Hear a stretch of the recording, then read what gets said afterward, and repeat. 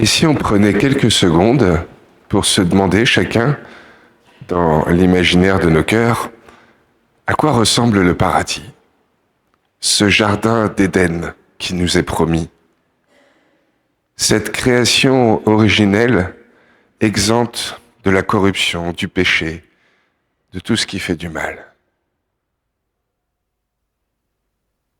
Parce que c'est bien ça dont il est question, me semble-t-il, dans les lectures qu'on vient d'entendre. En tout cas, ça l'est de façon assez évidente dans la première, avec Isaïe, qui semble nous dire que, au fond, ce qui nous attend après, ça ressemble éminemment à ce qui nous est donné aujourd'hui. Oui, il nous parle de ce maître qui prend particulièrement soin de sa vigne, qui lui met un enclos, qui tous les jours vient à son chevet pour lui donner de porter du fruit, du beau fruit, et pourtant le raisin est mauvais.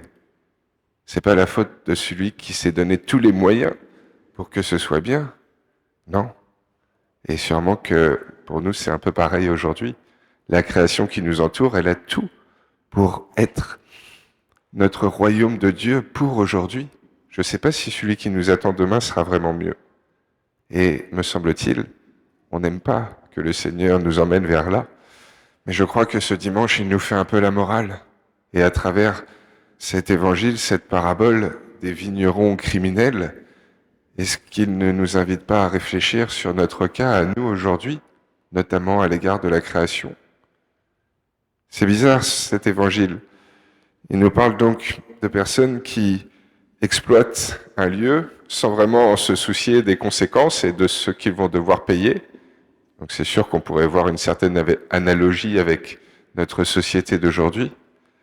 Et dans la parabole, ils vont quand même jusqu'à tuer d'autres. Dieu merci, je ne pense pas que ce soit notre cas à nous. Par contre, Jésus interroge à savoir quel sort il faut leur réserver, et lui ne dit pas ce qu'il pense qu'il devrait faire. Et ça, c'est surprenant.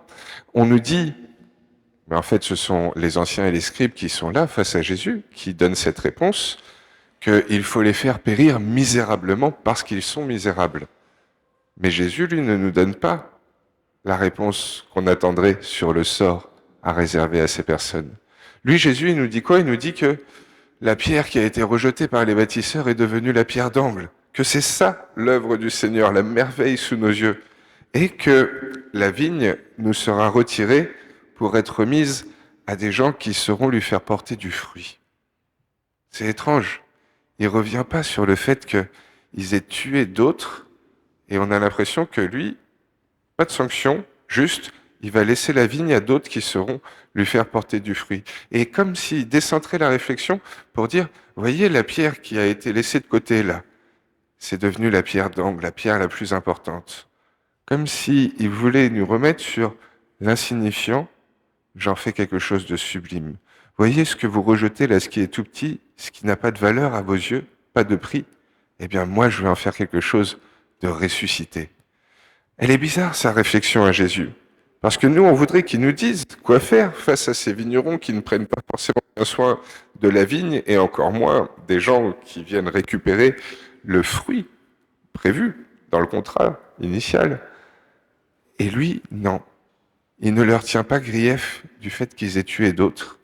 Et c'est comme s'il recentrait sur, eh bien peut-être que nos vignerons n'ont pas su apprécier ce qu'ils avaient. Peut-être qu'ils n'ont juste pas su s'émerveiller. C'est là l'œuvre du Seigneur, la merveille sous nos yeux. Contempler ce qui nous est tout simplement donné pour l'apprécier, le préserver et offrir aux autres de pouvoir aussi en profiter. N'était-ce pas là tout l'enjeu de la parabole à côté duquel sont passés ces vignerons? Et n'est-ce pas ce à côté de quoi nous-mêmes trop souvent nous passons? Je pense pas qu'on soit comme eux, on ne sera pas au point d'aller trucider d'autres, mais c'est vrai que on est dans un monde aujourd'hui qui se soucie peu des conséquences de la façon dont on consomme et dont on vit. Et nous, on serait peut-être pas tant comme les vignerons, mais peut-être comme ceux qui vont acheter leur vin auprès d'eux. On sait que tout n'est peut-être pas parfaitement ajusté, parfaitement catholique, et pourtant, bon, on s'en soucie pas trop. Seulement, au final, on risque d'avoir la même remarque que Jésus leur fait à eux, à nous. Et nous aussi, nous sera retiré une part du royaume de Dieu pour qu'il soit confié à d'autres. Alors vous me direz, oui, mais est-ce qu'on peut vraiment retirer le royaume de Dieu? Le royaume de Dieu, c'est quoi?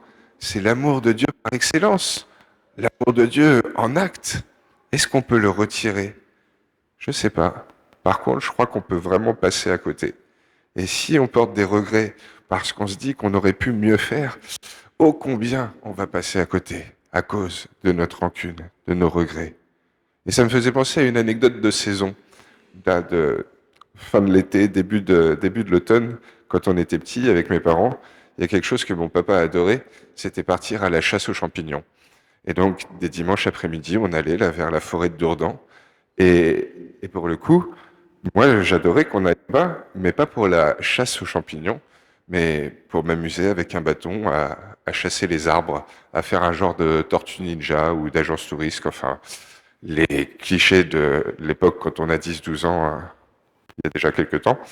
Et donc, je ne sais pas vraiment de ce qui était la passion de mon papa. Et elle, ma sœur, elle, au contraire, elle ressortait de l'après-midi avec un panier bien garni de champignons.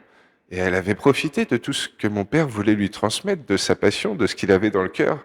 Alors que moi, à m'amuser, à courir dans tous les sens, là, et à me servir de mon petit panier comme bouclier plus que pour cueillir des champignons, bah, j'étais passé à côté. Et aujourd'hui, je sens comme je regrette d'être passé à côté de ces moments-là qui lui étaient si chers à lui et où il y avait quelque chose à me transmettre. Et pourtant, voilà, je suis passé à côté. Et j'ai eu l'impression que ma sœur, elle avait plus reçu et que ça avait plus porté de fruits. Je pense pas que Dieu va nous retirer son amour parfait. Par contre, sûrement que nous, on risque de passer à côté. Si on ne sait pas apprécier juste ce qui nous est donné et qu'on ne lui laisse pas porter du fruit. C'est juste ça l'enjeu. Apprécier ce que Dieu nous donne simplement, gratuitement et qui est bon en soi. Toute la création, c'est l'antichambre du royaume de Dieu qui nous attend demain. Je ne pense pas que ce sera mieux ce qui nous attend demain. Ça ressemblera éminemment à ça, parce que tout ce qui a été créé est bon. Et donc on est juste invité à savoir ainsi l'apprécier, à s'en émerveiller pour pouvoir laisser déployer tous les fruits que la création est amenée à produire. Laisser juste se sublimer. C'est pas des questions d'éoliennes qui font suer certains ou de décroissance inimaginable pour d'autres. Je crois que c'est juste une question de savoir apprécier les grâces, les dons que Dieu nous fait, savoir nous en émerveiller, parce que c'est là l'œuvre du Seigneur. Juste contempler comme il transforme le petit, l'insignifiant, le rejeté, en quelque chose de majestueux, de sublime, de ressuscité. Oui, savons-nous juste nous émerveiller. C'est ça, je crois, la clé. Parce que sinon, pour le deuxième royaume de Dieu qui nous attend après, je ne sais pas si on saura vraiment mieux en profiter.